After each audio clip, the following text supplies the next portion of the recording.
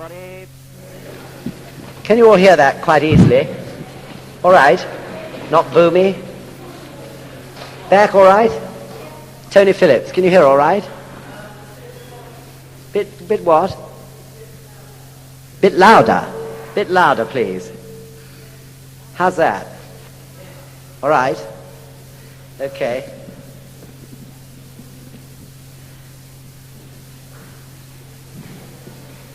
Evening, everybody. I expect some of you have had quite a difficulty getting here. And no doubt you all know the news of the trouble at the Iranian embassy.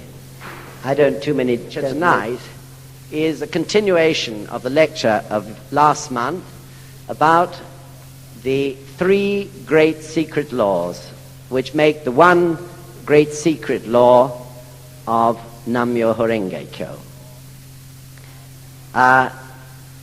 I don't pretend that this is easy to understand, but I hope that through this study it'll lead to you all thinking more and more about this aspect of our faith and practice.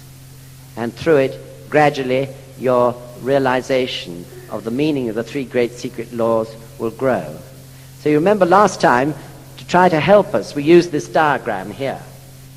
And the three great secret laws are shown there. Number one being the Daigo Honzon, the object of devotion. And number two being the Daimoku, the chanting which we direct the Gohonzon. And number three, at the lower part there, the sanctuary, or Kaidan as it's known. The place where the Daigo Honzon or the Gohonzon is enshrined. And all those three secret laws, as they're known, make up the one great law, or mystic law, of Nam-myoho Renge Kyo. And our practice, when we kneel or sit before the sanctuary and direct our Daimoku and our Gongyo to the object of devotion, blends all three laws into one, and through this we are able to fuse our lives with the one great mystic law of Nam-myoho Renge Kyo. So this, of course, is what we do every single day when we do Gongyo or chant Nam-myoho Renge Kyo to our own Gohonzon. And, of course, it is what we do when we get a chance to go to Japan and chant Daimoku to the Daigo Honzon itself in the sanctuary at Taisekiji, which is known as the Shohondo. So today, we want to consider each one of these secret laws in a bit more detail. And perhaps I should mention again that they're secret only because up to the time they were declared to everybody by Nichiren Daishonin, they had been secret to the Buddha, or the Buddhas. They had not been known to people who had not attained Buddhahood. But with the advent of Nichiren Daishonin in the 13th century in Japan, he declared these secret laws so that they could be understood and used by everybody. This is the sense in which they are secret. Secret over many, many thousands of years, while the time was awaited for them to be propagated. And this time, you remember, we also studied in considering the 5 various conditions which had to be right for the great secret law of Nam-myoho Renge Kyo to be propagated to all. Up to that time, because these conditions were not fully satisfied, they remained the secret of the Buddhas. But now, when the capacity of the people is capable of understanding, they were propagated first by the declaration of Nam-myoho Renge Kyo by Nichiren Daishonin on the 28th of April, 1253. Then followed the inscription of the Daigo Honzon on October the 12th, 1279. And finally, the great high sanctuary was established in 1972. on the 12th of October, when the followers of Nichiren Daishonin were sufficient to enable such a great place, the prime point of worship of people from all over the world, to be constructed. So, those of you who've got this book with you, we turn to page 3 and make a beginning with the object of worship of true Buddhism. Top of page 3. The object of worship. And I'll ask Bill to start to read. The object of worship is known as honzon in Japanese. This literally means fundamental respect. This is basic to the 3 great secret laws. The object of fundamental respect that a religion presents to its people will determine the validity or depth of that religion. Further, it will decide the believer's happiness or unhappiness. Indeed, the object of worship is the most important factor in any religion. Thank you. So, the object of worship could also be called the object of fundamental respect. That is the literal translation of honzon. Or some people, including myself, call it the object of devotion.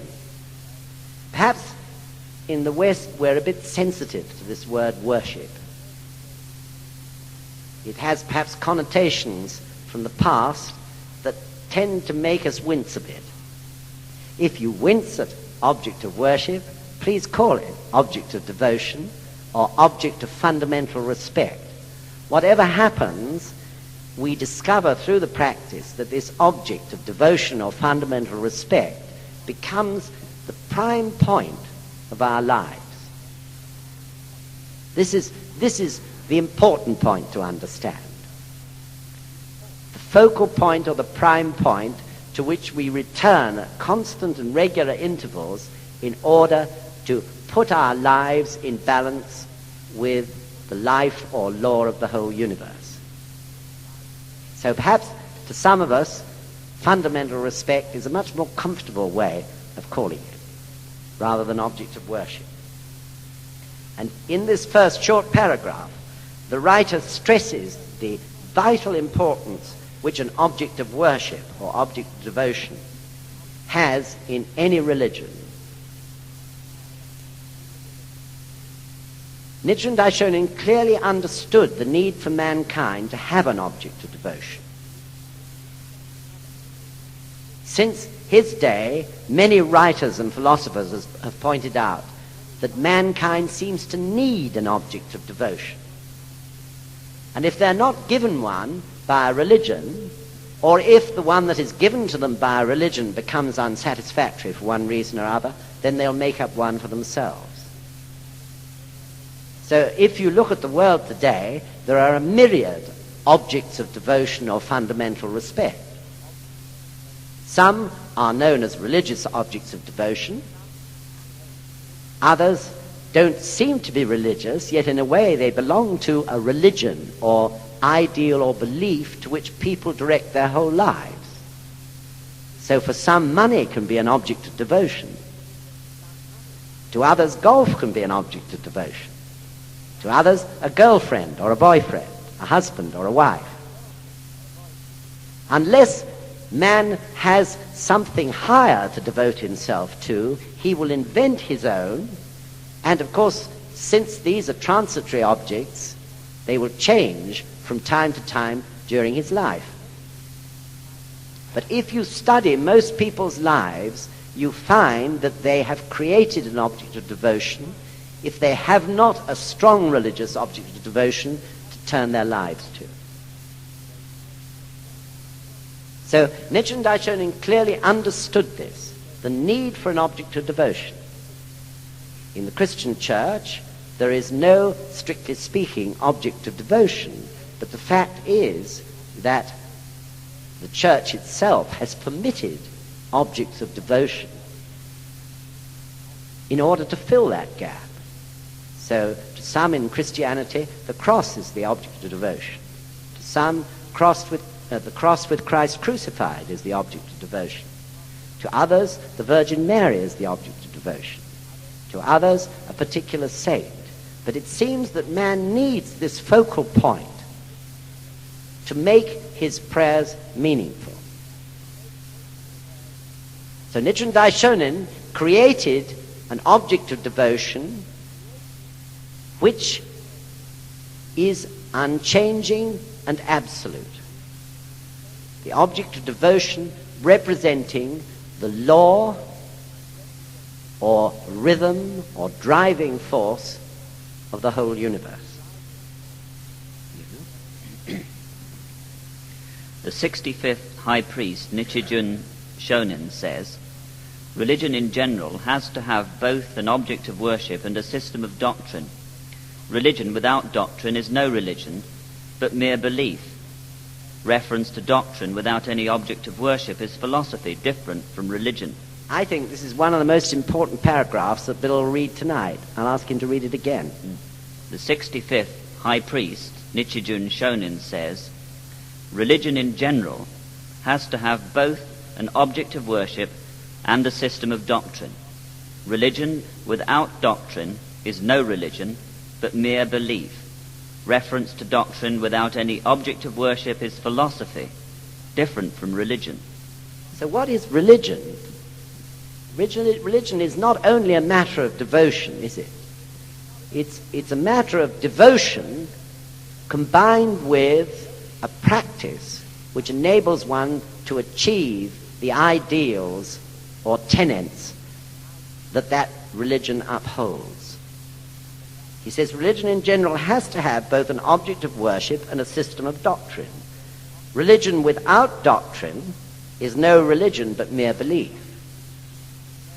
The true religion must be able to explain everything that it propounds. And everything that it propounds must be provable in this lifetime.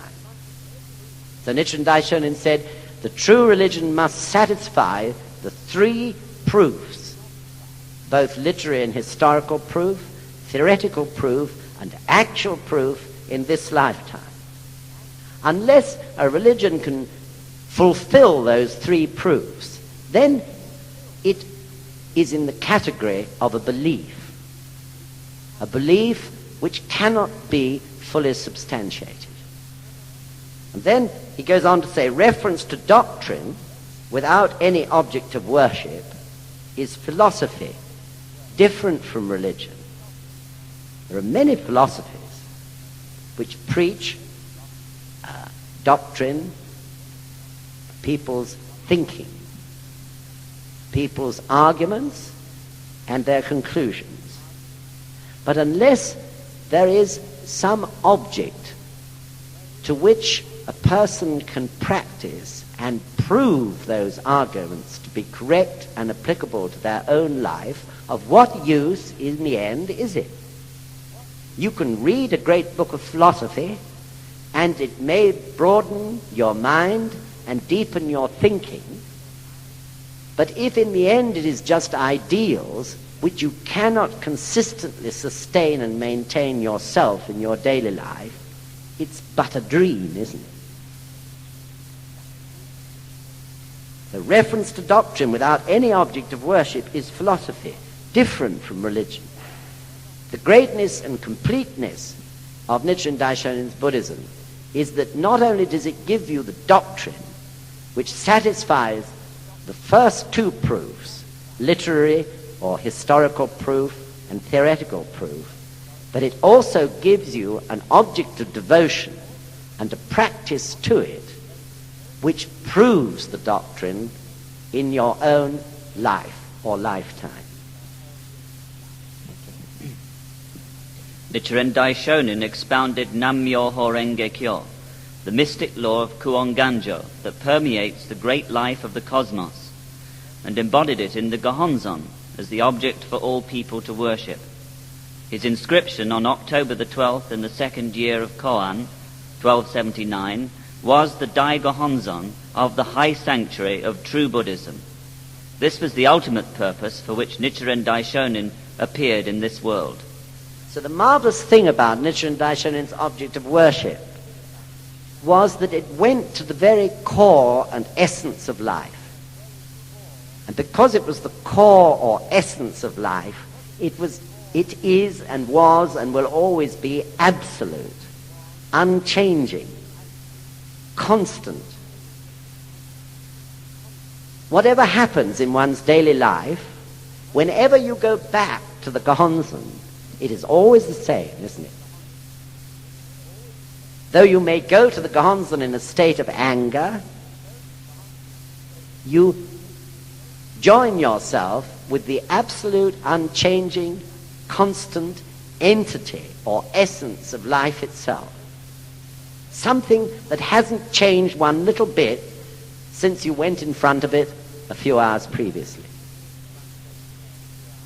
And isn't this what the whole world is lacking? Even a statue of the Buddha depends upon what the statue looks like.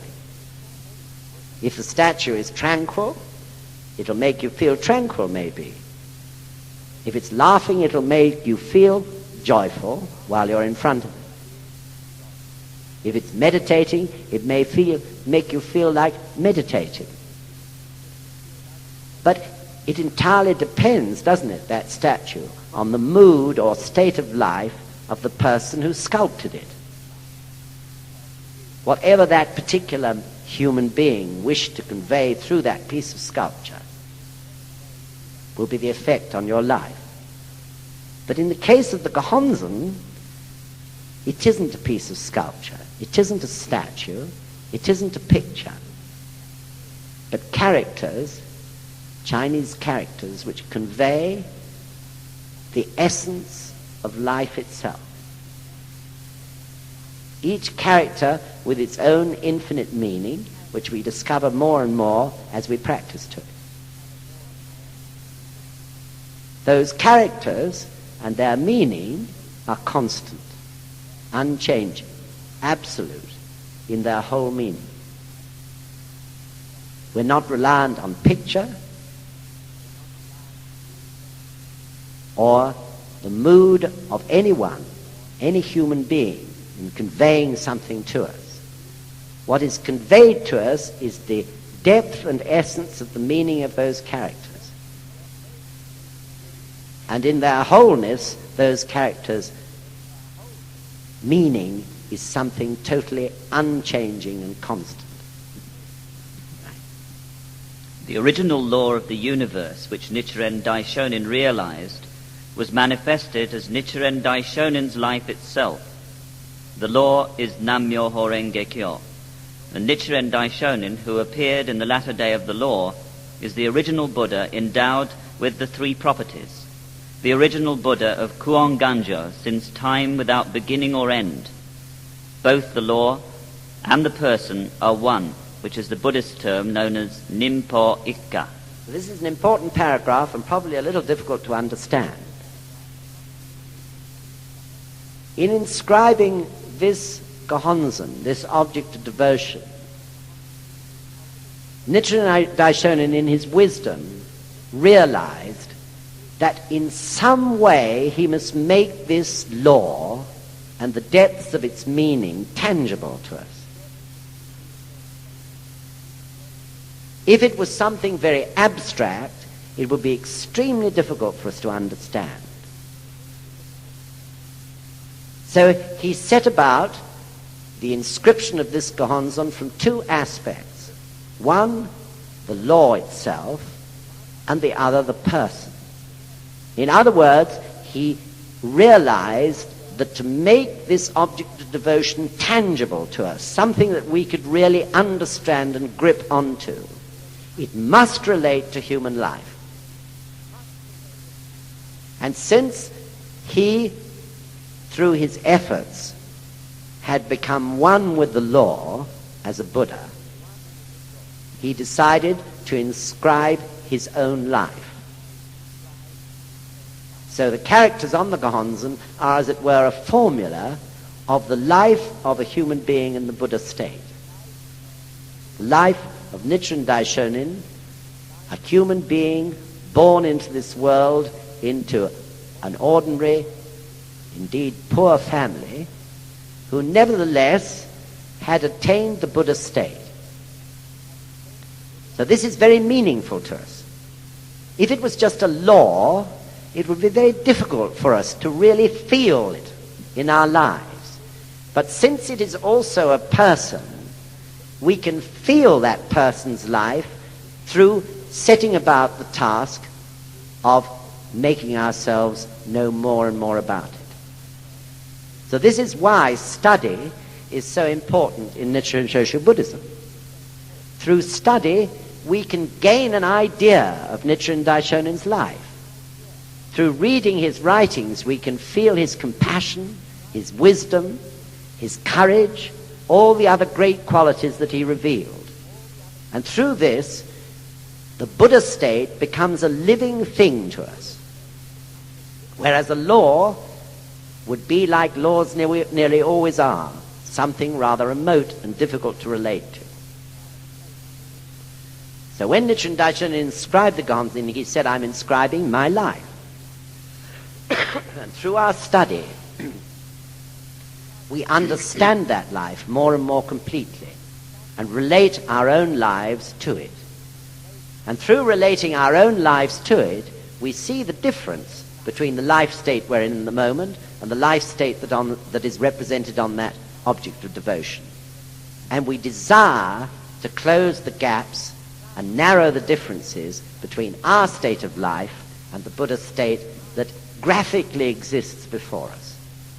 This is why he chose to make the object of devotion from two aspects, one being the law and other being the person.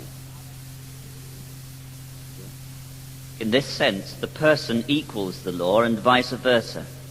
Nichiren Daishonin is the object of worship in terms of the person, and Nam-myoho Renge Kyo is the object of worship in terms of the law. This is what Nichiren Daishonin means when he states in reply to Kyo, I, Nichiren, have inscribed my life in Sumi, so believe in the Gohonzon with your whole heart. The Buddha's will is the Lotus Sutra. But the soul of Nichiren is nothing other than Nam-myoho Renge Kyo. Nam-myoho Renge Kyo, Nichiren, inscribed down the center of the Gohonzon, stands for the oneness of the person and the law. Thank you. So that summarizes a little of what I've been saying. Nam-myoho Renge Kyo, Nichiren, down the center, is the personification of the person and the law. Nam-myoho Renge Kyo, Nichiren, a human being in the Buddha state. So earlier it said that Nichiren Daishonin was the Buddha of Kuon Ganjo, endowed with the three properties. The Buddha of Kuon Ganjo meaning the Buddha who has been innately a Buddha since time without beginning. So this is rather difficult for us in the West to understand and grasp. We tend to recoil a bit at the idea that someone is in some sort of a supreme state which we are not in. And many of us may have been disappointed with religions that have propounded such seemingly the same thing in the past. But in fact, it's not at all the same thing. What Nichiren Daishonin was doing was trying to relate his life state to us so that we can attain the same life state. Someone has to begin everything. Each one of us here has to be taught, don't we? Someone tells us about the Gohonzon, and then step by step, through coming to lectures like this, and through chanting and the practice, and listening to other people's experiences, we are taught gradually to help us to understand what the Gohonzon is. But someone had to make the beginning. And that someone, in the rhythm of the universe, was Nichiren Daishonin, the Buddha of Kuon Ganjo. The person who was born into this world in a life state in which the main tendency was Buddhahood. So maybe I was born into this world in a life state that was angry. Maybe Bill was born into the world in a life state which was something else. But in the case of Nichiren Daishonin, his basic tendency of life on birth was Buddhahood. And his function is essential so that we can function, so that we can understand our Buddhahood. In the natural rhythm of life, this is inevitable, isn't it? Someone must always make a beginning. Someone was the first person to invent the steam engine. Someone was the first person to invent an aeroplane. Those people were born with the innate ability to do such a thing. Yet we don't feel upset because one person invented the aeroplane or one person invented the steam engine. But we have a tendency to feel upset when it comes to matters of religion because of past experience. Nichiren Daishonin was the person to invent, if you like, the Gohonzon. The person who had the innate ability to teach Buddhahood to everybody. In no sense was he superior or super. But he had this innate mission, just as each of us also have important missions. But we respect, of course, Nichiren Daishonin because he had that ability and achieved Buddhahood on his own and was able then to teach us. Therefore, we totally respect his life. So when we look at the Gohonzon, we are looking on it not just as the law of the universe, which is something very difficult and mystic to understand, but we see the Gohonzon more and more as Nichiren Daishonin's life. And therefore the Gohonzon lives more and more to us as we get to know his life. So we can't advance unless we look at the Gohonzon as the person as well as the law. If we hide our heads from the aspect of the person, we cannot change our lives and do our human revolution. It is only by respecting the Gohonzon as the person, as a human life in the Buddha state, that we can relate it to our own lives and change those areas that need polishing and improving. So the aspect of the law and the aspect of the person are of vital importance to our understanding. So the Buddha of Kuan Ganjo, the original natural Buddha, who innately was able to attain Buddhahood in his own life, began it all for us. And to do that, of course, he possessed the three properties which are mentioned there, the three properties of Buddhahood. Those three properties being the entity of Buddhahood in his life, the spirit of the Buddha, and the physical actions of the Buddha. But what Nichiren Daishonin was teaching was that we also have those three properties innately in our life. Of course, we can't all be the Buddha of Kuan Ganjo. There can be only one Buddha who made the beginning. But nevertheless, each of us has Buddhahood, exemplified by those three properties in our own lives, and we can reveal each one of those properties through our devotion to that object of worship. The three properties of the entity of Buddhahood, which lies in every single human life, and the spirit or unseen virtues of the Buddha, and the physical actions and appearance of the Buddha. So every day in Gongyo, when we do the nyozes, nyoze so, nyoze sho, nyoze tai, nyoze riki, and so on, we repeat that 3 times. As you know, those nyozes represent the 10 factors of the life, or the means by which we express our life state to ourselves and to others. We repeat it 3 times in Gongyo, always, which is our prayer or our determination or realization that we can reveal the Buddha state in its 3 properties through the practice of Gongyo and Daimoku every day. the entity of Buddhahood will be revealed.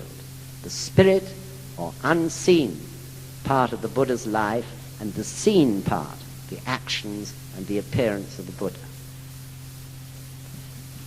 Next we will study a little more about the object of worship, both in terms of the person and the law.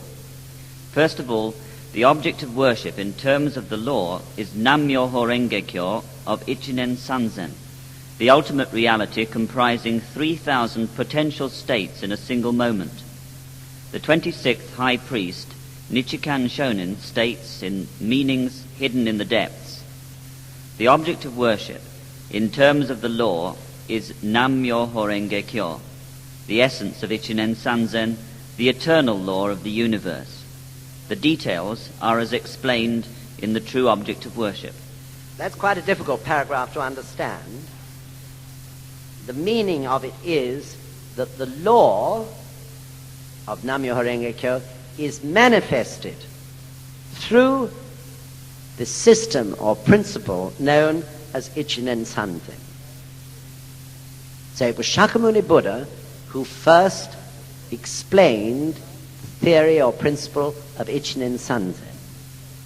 And as most of you know, it was the Buddha of 1,000 years or more later, Tiantai, who then made that principle more clearly understandable to people by, as it's often called, systematizing it.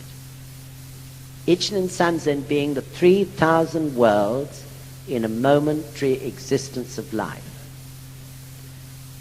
We manifest whatever life state we are in at any given moment, at any given second, through those 3,000 different life states.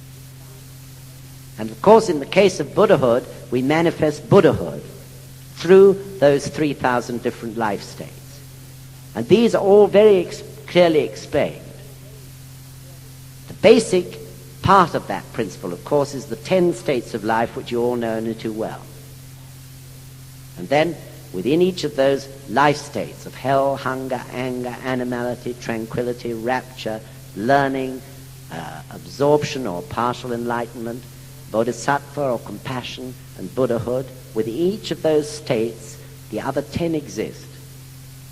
And these are expressed through 10 factors, which you repeat in Gongyo, Nyoze-so, Nyoze-sho, Nyoze-tai, Nyoze-riki, and so on, into 3 realms: the realm of yourself, the realm of society, and the realm of the land or environment surrounding you.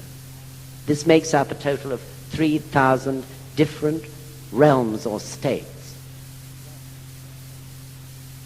So the law of Nam-myoho Renge-kyo, the core of its expression in life, not only through our lives, but through everything that's living, is the principle of Ichinen Sanzen. This is how Nam-myoho Renge-kyo affects everything in the universe.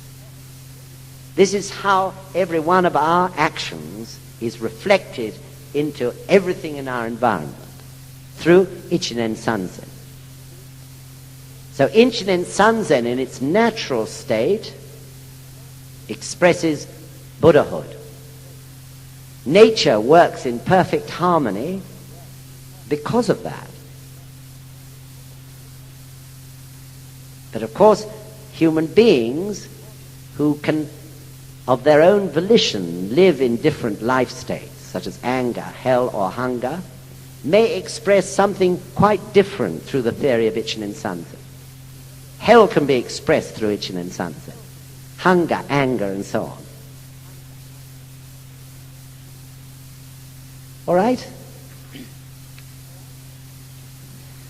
The essence of Shakyamuni's Buddhism is the teaching of Ichinen Sanzen, 3,000 conditions in a momentary existence of life, in the Lotus Sutra. In the theoretical teaching of the Lotus Sutra, Shakyamuni clarified the theory of Ichinen Sanzen by expounding the realities of universal phenomena, or the 10 factors of life. Furthermore, in the Juryo, the 16th chapter of the essential teaching of the Lotus Sutra, the Buddha declared that he had attained enlightenment, true effect, at an immeasurably distant past, known as Gohyaku Jintengo, as the result of practicing the bodhisattva austerities, true cause, and had been teaching people in this Saha world, the true land, ever since.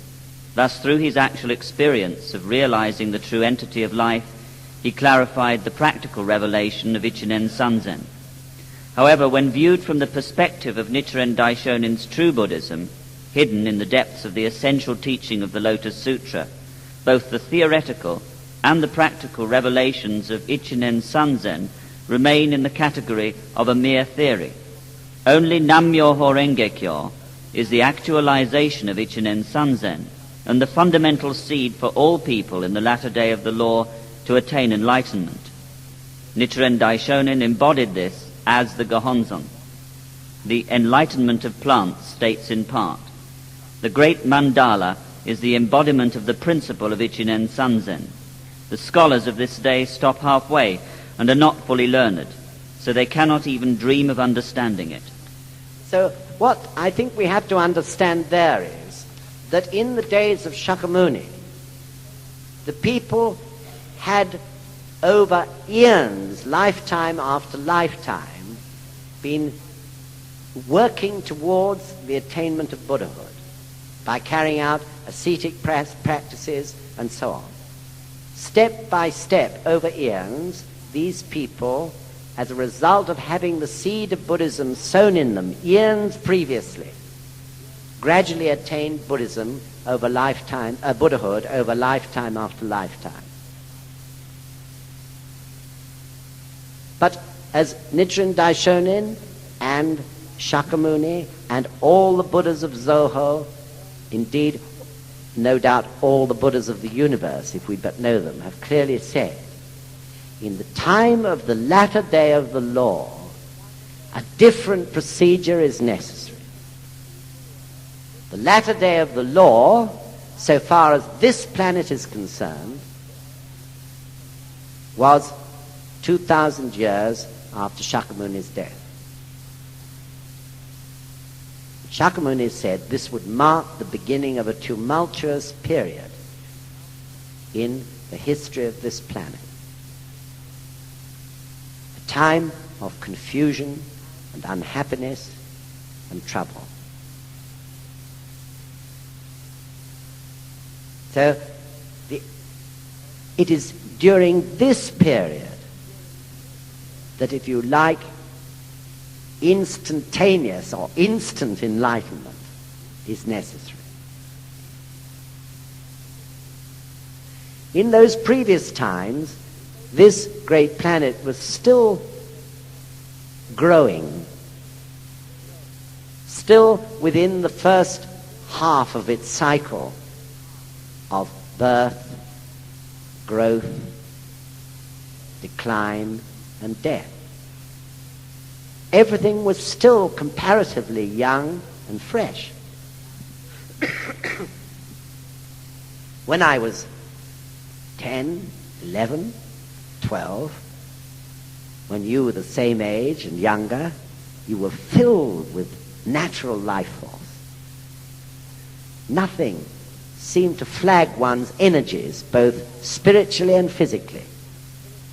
Small children are constantly inventing and creating whenever you look at them.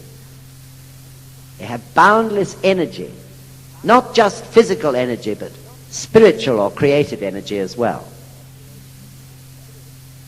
But as one's life progresses, this natural verve begins to flag. And this is much more so in this age than it was in the fresh days 1,000, 2,000, 3,000 or more years ago. The pressures of life now are enormous. This is in the very nature of the development of this world. So as the pressures of life grow, so mankind needs greater life force in order to cope with it. So if this world is to remain a creative entity in the entire universe, this a means of generating this life force must be provided. This is why the latter day of the law, or Mappo as it's known, is such a very different period to the periods that existed thousands and 10,000s and millions of years before that. So Buddhism explains that this world has entered. It's past the half circle. This world is now beginning to get old. And the older it becomes, the more necessary will be the existence of life force in the people, if it is to be kept happy and vibrant, and if it is not to become like a cancerous growth in the universe in which it exists. The health of this planet in the universe as a whole is vital for the universe as a whole. The health of one cell in our body is vital to the health of our whole body. The world needs life force now. And this is why, through that yearning or need for life force, that emptiness which seemed to exist in us before we found Nam-myoho Renge Kyo, why deep in our hearts we call for it. And why the Buddha appeared and taught Nam-myoho Renge Kyo. So it's necessary for this age in which we live now. This is why Nam-myoho Renge Kyo appeared. And this is why more and more people will practice it.